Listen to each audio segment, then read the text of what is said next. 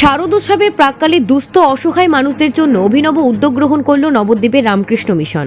আজ 28শে সেপ্টেম্বর শনিবার নদিয়ার নবদ্বীপ ভালুকা রামকৃষ্ণ আশ্রম প্রাঙ্গণে 100 জন দুস্থ নরনারীকে নববস্ত্র প্রদান করেন। শারদোৎসবের সূচনা করা হয়।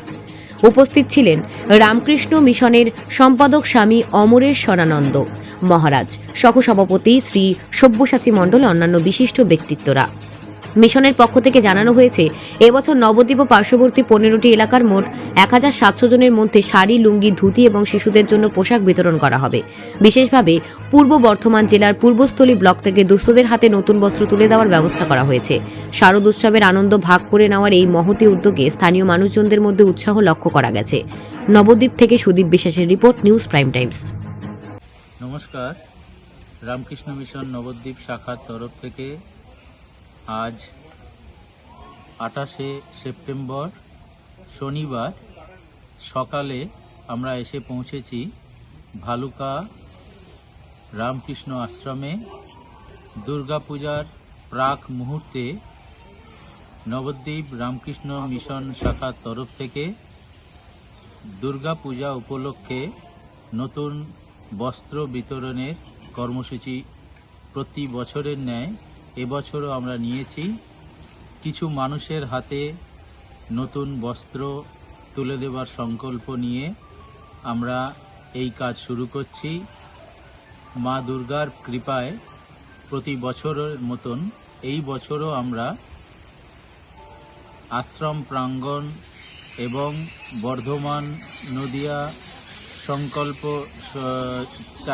কয়েকটি গ্রামে আমরা এই সেবা কাজ চালাবো। এই সেবা কাজ চালানোর জন্য আমাদের পাশে যারা হাত বাড়িয়ে দিয়েছেন তাদের প্রতি আমরা কৃতজ্ঞতা প্রতিদান জানাই এবং বিভিন্ন আশ্রম, ক্লাব, কিছু মানুষ এই সেবা কাজ চালানোর জন্য যে মানুষের পাশে গিয়ে তাদের কুপন সংগ্রহ করা, তাদেরকে বিভিন্নভাবে নাম জোগাড় করা, এটি অতি কষ্টকর একটি কাজ। মানুষের কাছে এইভাবে নাম নিতে গেলে অনেক সময় বিভিন্ন রকমের বিপরীত পরিস্থিতির সৃষ্টি হয়। সেই সমস্ত বিপরীত পরিস্থিতি সামলে কিছু স্বেচ্ছাসেবক আমাদের পাশে দাঁড়িয়ে বিভিন্ন গ্রাম এবং মায়াপুর সংলগ্ন এলাকায় কিছু নাম সংগ্রহ করেছে। আমরা এবার 1700 মানুষের হাতে নতুন বস্ত্র দেবার সংকল্প নিয়েছি।